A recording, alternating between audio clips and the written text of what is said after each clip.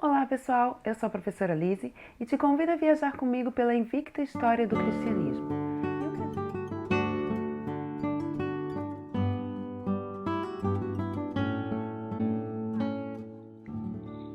No livro de Daniel, nós vamos encontrar ali uma profecia, quando o rei Nabucodonosor tem um sonho e vê uma grande estátua. E depois, sem conseguir interpretar o sonho, chama os seus magos, os seus intérpretes, e por fim Deus dá a interpretação do sonho para o profeta Daniel. E Daniel vai então nos dizer que a cabeça dessa estátua, que era uma cabeça de ouro, representava o Império Babilônico, império esse que eles estavam vivendo sob o domínio do rei Nabucodonosor. Depois do Império Babilônico, o peito da estátua era formado de prata. E essa prata, então, seria o próximo reino que dominaria a nação de Israel e dominaria o mundo. Não seria um reino tão forte como foi o reino da Babilônia, mas seria um reino forte. E esse reino foi o reino da Pérsia. Logo depois do peito de prata, vinha o tronco de bronze da estátua. E o bronze, que não é um material tão excelente como a prata, mas é um material também muito resistente, viria representar o reino da Grécia, que sob o domínio de Alexandre o Grande vai derrotar o Império Persa e instituir o Império Grego. E o Império Grego já começa a ter fortes implicações para nós. Lembre-se que o Novo Testamento foi escrito em grego.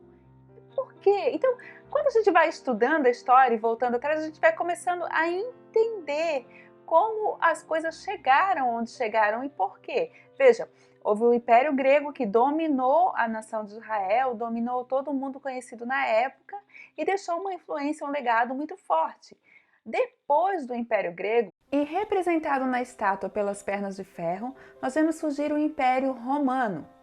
Muito bem, o Império Romano ele surge com um grande poder, ele destrói os inimigos, ele se apossa dos domínios gregos, mas ele conserva a cultura grega.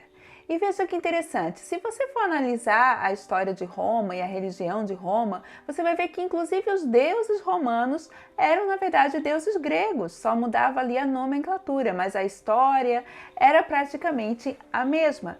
Então Roma vai se apossar da cultura grega, ela vai se apossar da filosofia grega e ela vai se apossar também da língua grega, fazendo com que a língua grega fosse a língua internacionalmente falada. E aí você vê o Novo Testamento sendo escrito em grego. Enquanto o mundo está se preparando para a chegada do Messias com essa sucessão de reinos, enquanto nós estamos chegando no que a Bíblia chama de plenitude dos tempos, o povo de Israel também está ativo e também está se preparando para a vinda do seu Messias. Para nós entendermos o que está acontecendo lá em Israel e como Israel começa a entrar debaixo do jugo romano, nós precisamos voltar na estátua de Nabucodonosor entre o tronco de bronze e as pernas de ferro. Lembram-se, o tronco de bronze representava o Império Grego e as pernas de ferro o Império Romano. Então, esse Império Grego foi dominado ou foi conquistado sob o domínio de Alexandre o Grande. Alexandre o Grande foi um grande guerreiro e estadista, porém ele não deixou um sucessor, ele não deixou alguém que iria assumir o reino logo depois dele. E por causa disso, seus generais entraram em guerra. E esse conflito durou quase 40 anos, resultando na divisão do Império Grego entre 4 generais. O general Seleuco I ficou com a Síria e o Oriente e fundou a dinastia Seleucida. Lisímaco com a Trácia e parte da Ásia Menor. Cassandro com a Macedônia e a Grécia, e Ptolomeu I, fundador da dinastia Ptolomaica, com o Egito. E como a Palestina ela estava localizada entre a Síria e o Egito, ela sofreu fortemente a rivalidade dos Ptolomeus e dos Seleucidas. Tanto sofreu que ela foi governada por essas duas potências. Primeiro ela foi governada pelos Ptolomeus durante 125 anos, e depois ela passou para o domínio dos Seleucidas durante aproximadamente 32 anos. Ao final desses 32 anos, e no governo do rei Antíoco Epifânio, houve a profanação do templo, que causou uma grande revolta nos judeus, iniciando assim a Revolução dos Macabeus.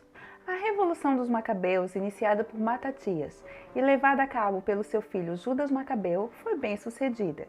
E eles assumiram então o domínio da Judéia, depois de muitos anos A Palestina finalmente era uma região livre e permaneceu assim por aproximadamente 100 anos, até que uma briga de família destrói tudo.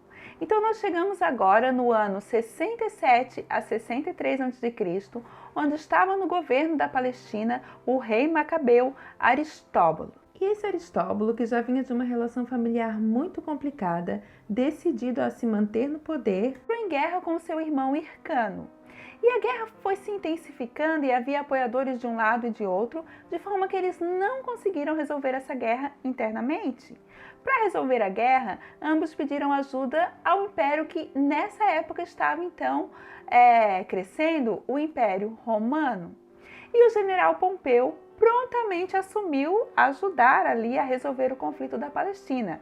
Mas ele não resolveu o conflito para deixar a Palestina livre.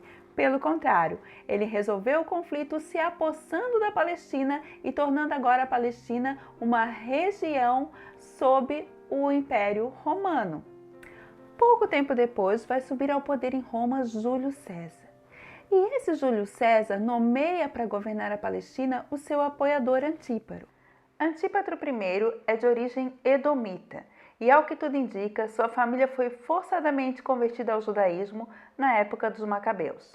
E ele vai governar de 41 a 37 a.C., passando então em 37 a.C. o poder para o seu filho Herodes.